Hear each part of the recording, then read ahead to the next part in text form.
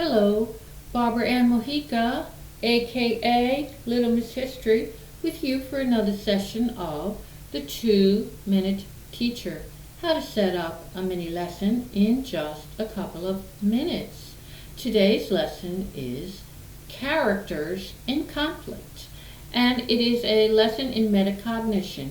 The student is going to explore characters in different situations who have different types of conflict and give the reasons for that conflict.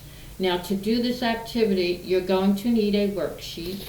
Read like a detective, and this worksheet comes from corpino.feed.com. I will have the link to where you can go and find it in the show notes. The student will also need some pencils, and the student will need a fiction book for understanding and exploring the character. Now, the student may find all of these 4 types of conflict in one book, or perhaps not. So the student may have to explore a few different fiction books before completing the exercise. So let's look at the worksheet. All right, the worksheet first has the directions on the top. Read like a detective. So it says every story involves a conflict. Conflicts give the character depth. Without conflict, stories would struggle to capture our attention. Find a book first that contains the first type of conflict. Now, the first type of conflict is a conflict with self. So the character is having a conflict with himself or herself. Once you find that character, you're going to write the reason that the character is having a conflict with himself or herself.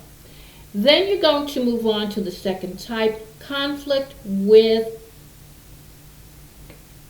culture, or conflict with others within that culture. So you're going to be looking for a character that has a conflict with others. Write down the name of that character, explain the conflict that the character has with other people. Then you're going to move on to the third one, conflict with the environment. Find a character that has a conflict with the environment, explain and rationalize the reason in that story that explains that conflict. And the last one is conflict with the supernatural. So for that one, you're going to find a character that has a conflict with some supernatural person or force. You're going to go back into the story and explain, get evidence from the book that explains your answer. Now, the evidence that you use could be a direct quote from the book.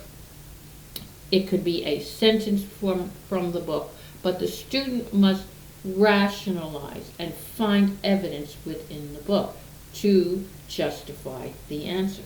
So this exercise teaches a lot about characters in stories and helps the student understand the depth of a character and how it is related to the plot within the story.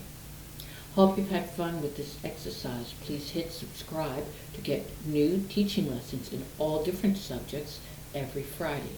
And for other educational fun your family will benefit from, check out my website, www.littlemisshistory.com. Until next time, bye.